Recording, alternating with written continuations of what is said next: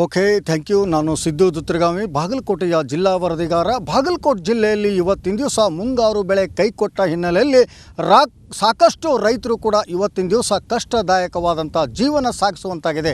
ಯಾಕಂತಂದರೆ ಮುಂಗಾರು ಕೈಕೊಟ್ಟ ಮೇಲೆ ಈಗಾಗಲೇ ರೈತರು ಕೂಡ ಮತ್ತೆ ಮಳೆ ಆಗಿದೆ ಅಂತ ಬೆಳೆ ಬೆಳೆಯೋದಕ್ಕೆ ಕೂಡ ಏನು ಹೊಲವನ್ನು ಹದ ಮಾಡೋದ್ರ ಮೂಲಕ ಇವತ್ತಿನ ದಿವಸ ಆ ಮೊದಲ ಬಿತ್ತಿದಂಥ ಬೀಜವನ್ನು ಏನು ಪೂರ್ತಿಯಾಗಿ ಹರಗೋದ್ರ ಜೊತೆಗೆ ಅದನ್ನು ನಾಶ ಮಾಡಿ ಮತ್ತೆ ಒಂದು ಏನು ಮೊನ್ನೆ 2 ದಿನಗಳ ಕಾಲ ಒಂದು ಸಣ್ಣ ಮಳೆಯಾಗಿದೆ, ಹಾಗಾಗಿ ಮತ್ತೆ ಬೆಳೆಯುತ್ತೆ ಅನ್ನುವಂಥ ಎಲ್ಲೋ ಒಂದು ಆಶಾದಾಯಕ ವಿಚಾರ ಇಟ್ಕೊಂಡು ಇವತ್ತಿನ ದಿವಸ ಮತ್ತೆ ಇದ್ದ ಹೊಲದಲ್ಲಿ ಮತ್ತೆ ಬಿತ್ತುವಂಥ ಕೆಲಸಕ್ಕೆ ಮುಂದಾಗಿದ್ದಾರೆ. ಈ ನಿಟ್ಟಿನಲ್ಲಿ ನಾವೀಗ ದೃಶ್ಯದಲ್ಲಿ ತೋರಿಸ್ತಾ ಇದ್ವಿ. ಏನು ಈಗಾಗಲೇ ರೈತ ಮಹಿಳೆಯರೊಬ್ಬರು ಈಗ 4 ಎಕರೆ ಜಮೀನಿನಲ್ಲಿ ಇಲ್ಲಿ ಈರುಳ್ಳಿಯನ್ನು ಬೆಳೆದಿದ್ದರು. ಆದರೆ ಮುಂಗಾರು ಕೈ ಕೊಟ್ಟ ಮೇಲೆ ಯಾವುದೋ ಒಂದು ಬೆಳೆಯೂ ಕೂಡ ಬೆಳೀಲಿಲ್ಲ. ಹಾಗಾಗಿ ಅದಕ್ಕೆ ರೋಷಿ ಹೋಗಿ ಮತ್ತೆ ಕಳೆದ 2 ದಿನಗಳಿಂದ ಮಳೆ ಆದಮೇಲೆ ಇವತ್ತಿನ ದಿವಸ ಅಲ್ಲಿ ಏನು ತೊಗರಿಯನ್ನು ಕೂಡ ಬಿತ್ತಿದ್ದಾರೆ. ಹಾಗಾಗಿ ಏನಾಗ್ತಾ ಇದೆ, ಅಲ್ಲಿ ಯಾವ ರೀತಿ ಪರಿಸ್ಥಿತಿ ಅನುಭವಿಸ್ತಾ ಇದ್ದಾರೆ ಅನ್ನೋದನ್ನು ನೇರವಾಗಿ ಈಗ ರೈತ ಮಹಿಳೆಯರು ನಮ್ಮ ಜೊತೆಗಿದ್ದಾರೆ, ಅವ್ರನ್ನ ಮಾತಾಡ್ಸೋಣ.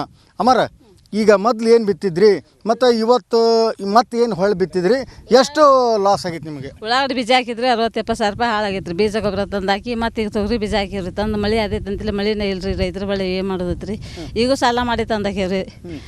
ಈಗ ಮುಂಗಾರು ಬಿತ್ತಬೇಕಾದ್ರೆ ನೀವು ಫಸ್ಟ್ ಇದು ಹಾಕಿದ್ರೇನ್ರಿ, ಈರುಳ್ಳಿ ಹಾಕಿದ್ರೇನ್ರಿ? ಈರುಳ್ಳಿ ಬೀಜ ಗೊಬ್ಬರ ಹಾಕಿದ್ರಿ, ಹಾಕಿ ಅದೇನು ಬೆಳೀತೋ ಇಲ್ಲೋ? ಏನು ಬೆಳೆದೇ ಇಲ್ರಿ. ಮತ್ತು ಅದಕ್ಕೆ ತೊಗರಿ ಬೀಜ ಹಾಕಾಗತ್ತೆ ನೋಡ್ರಿ ಸರ್. ಮಳೆ ಬರಲಿಲ್ಲ ಅಂತ? ಮಳೆ ಬರಲಿಲ್ಲ ರೀ. ಒಣಮನ್ನ ಬಿತ್ತಿಗಾಸಿ ಏನು ಮಾಡೋದೈತ್ರಿ ಸರ್ ನಾವು? ಒಣಮನ್ನ ಬಿತ್ತಿಗಾಸಿ ಏನು ಮಾಡೋದೈತಿ ಸರ್? ಅದಕ್ಕೆ ಮತ್ತು ತೊಗರಿ ಬೀಜ ಹಾಕಾಗತ್ತೆ ನೋಡ್ರಿ. ಮತ್ತು ಬೀಜ ಗೊಬ್ಬರ ಸಾಲ ಮಾಡಿ ತೊಗೊಂಬಂದ್ರಿ. ಮತ್ತು ಈರುಳ್ಳಿ ಬೀಜನೂ ಸಾಲ ಮಾಡಿ ತೊಗೊಂಬಂದು ಹಾಕಿವ್ರಿ. ಏನು ಮಾಡೋದೈತ್ರಿ ಸರ್ ತಂದ್ಕಾಸು ನಾವು ಮಾಡಿ? ಈಗ ಈ ಮಳೆ ಆಗೈತಲ್ಲ, ಈಗ ಮಳೆ ಆಗೈತಲ್ರಿ, ಈ ಮಳೆಗೆ ಇದು ತೊಗರಿ ಬರುತ್ತಂತ ಐತನ್ರಿ ನಿಮಗೆ? ಬರ್ತೈತೆ ನಮಗೇನು ಭರವಸೆ ಇಲ್ರಿ. ನಾವು ಮತ್ತೆ ನಮ್ದು ಮಳೆ ಆದ್ರೆ ಬರ್ತೈತ್ರಿ. ಮಳೆ ಆಗ್ಲಿಕ್ಕೆ ಏನು ಬರ್ತೈತ್ರಿ ಸರ್? ನಮಗೆ ಏನು ಬರೋದೇ ಇಲ್ರಿ. ನಮಗೆ ಮಳೆ ಆದ್ರೆ ಇಷ್ಟೆಲ್ಲ ಲುಕ್ಷನ್ ಆಗೈತಲ್ಲ, ನೀವು ಸಾಲ ಸೂಲ ಮಾಡಿ ಇಷ್ಟು ಕೆಲಸ ಮಾಡ್ತೀರಿ. ಮಾಡಿದ ಮೇಲೆ ಯಾರ ಅಧಿಕಾರಿಗಳು ಬಂದು ನಿಮ್ದು ಯಾವ ಬೆಳೆ ಬಿತ್ತಿದ್ರಿ, ಏನಾರು ಹಾಳಾಯ್ತೇನಂತ ಯಾರು ಕೇಳ್ಯಾರಿ? ಯಾರು ಕೇಳೇ ಇಲ್ರಿ. ಯಾರು ಬಂದೇ ಇಲ್ರಿ ನಮ್ಮನ್ನ. ನೀವು ಅಷ್ಟ ಬಂದು ಕೇಳಿದಾರ, ನೀವು ಅಷ್ಟ ಮಾಡಿದಾರ. ನಮ್ಗೆ ಯಾರು ಬಂದೇ ಇಲ್ರಿ. ನಮ್ಮಲ್ಕ ಯಾರು ಹಿಂಗೆ ಚೆಕಪ್ ಮಾಡಿ ಇದು ಮಾಡಿ ಹೇಳೇ ಇಲ್ರಿ ನಮ್ಗೆ. ನಾವು ಸಾಲ ಮಾಡಿ ತಂದಾಕಿ ಇಲ್ಲಿ ಸ್ಥಿತಿ ಬಂದೆ ನೋಡ್ರಿ. ಅಲ್ರಿ, ಈಗ ಬಿತ್ತಿರಿ, ಈಗ ಎಷ್ಟು ಎಕರೆ ಎಷ್ಟು ಬೀಜ ಬಿತ್ತಿರಿ, ಎಷ್ಟು ಗೊಬ್ಬರ ಹಾಕಿದ್ರಿ, ಎಷ್ಟು ಖರ್ಚಾಯ್ತು? ಈಗ ಒಂದು 60-70 ಸಾವಿರ ರೂಪಾಯಿ ಆಗೈತೆ ರೀ. ಇದು ರೀ 60-70 ಸಾವಿರ ಬೀಜ ಗೊಬ್ಬರ ಮತ್ತು ತರಬೇಕಲ್ಲ. ತುಟ್ಟಿ ಬೀಜ ರೀ, ತುಟ್ಟಿ ಗೊಬ್ಬರ ಒಟ್ಟೆ ಸಿಗೋದ ಇಲ್ರಿ. ಅದು ಹುಡ್ಕ್ಯಾಡಿ ಇದನ್ನು ತಂದಾಕ 60-70 ಸಾವಿರ ರೂಪಾಯಿನೇ ರೀ. ಮತ್ತು ತಂದು ಹಾಕ್ಬೇಕಾದ್ರೆ ಉಳ್ಳಾಗಡ್ಡಿ ಬೀಜ ನಂಗೆ ಸಾಲನ ರೀ, ತೊಗರಿ ಬೀಜನ ಸಾಲನ ರೀ. ನಮ್ಗೆ ತಂದಾಕಿದ್ದು ಮಾಡಿ ತಂದಾಕಿರಿ. ₹1 ನಮ್ಮ ಮನೆಯಿಂದ ಏನು ಒಂದು ದುಡ್ಡು ಇಲ್ಲೇ ಇಲ್ರಿ. ಸಾಲ ಮಾಡಿ ತಂದಾಕಿ ನೋಡ್ರಿ ನಾವು ಸರ್.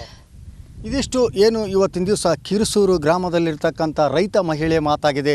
ಏನಂತಂದರೆ ಮುಂಗಾರು ಕೂಡ ಈಗಾಗಲೇ ನಾವು ಈರುಳ್ಳಿಯನ್ನು ಬಿತ್ತಿದ್ದೀವಿ 4 ಎಕರೆ ಜಮೀನಿನಲ್ಲಿ. ಆದರೆ ಅದು ಮಳೆ ಇಲ್ಲದಕ್ಕೋಸ್ಕರ ಒಣಗುವಂಥ ಪರಿಸ್ಥಿತಿಗೆ ಬಂತು. ಹಾಗಾಗಿ ಅದನ್ನು ನಾಶಪಡಿಸಿ ಇವತ್ತು ನಾವು ಏನು ಕಳೆದ 2 ದಿನಗಳಿಂದ ಮಳೆ ಆಯಿತು, ಆ ಹಸಿಗೋಸ್ಕರ ಬರುತ್ತೆ ಅನ್ನುವಂಥ ಒಂದು ಆಸೆ ಇಟ್ಕೊಂಡು ಇವತ್ತಿನ ದಿವಸ ತೊಗರಿಯನ್ನು ಬಿತ್ತಿದ್ದಾರೆ.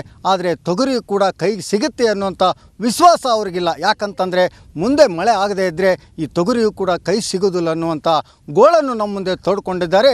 ಒಟ್ಟಿನಲ್ಲಿ ಈ ಸರಿಯ ಬರ ಯಾವ ರೀತಿ ರೈತರ ಮೇಲೆ ಒಂದು ಪರಿಣಾಮ ಬೀರುತ್ತೆ, ಜೊತೆಗೆ ಇದಕ್ಕೆ ಸಂಬಂಧಪಟ್ಟಂಥ ಅಧಿಕಾರಿಗಳಾಗಿರ್ಬೋದು ಮತ್ತು ಈಗ ಏನು ಜನಪ್ರತಿನಿಧಿಗಳು ಕೂಡ ರೈತರ ಬಗ್ಗೆ ಕಾಳಜಿ ವಹಿಸಿದ್ರ ಜೊತೆಗೆ ಇವರಿಗೆ ಸೂಕ್ತವಾದ ಪರಿಹಾರ ನೀಡಬೇಕನ್ನುವಂಥದ್ದೇ ರಿಪಬ್ಲಿಕ್ ಕನ್ನಡದ ಮಾತು ಆಗಿದೆ.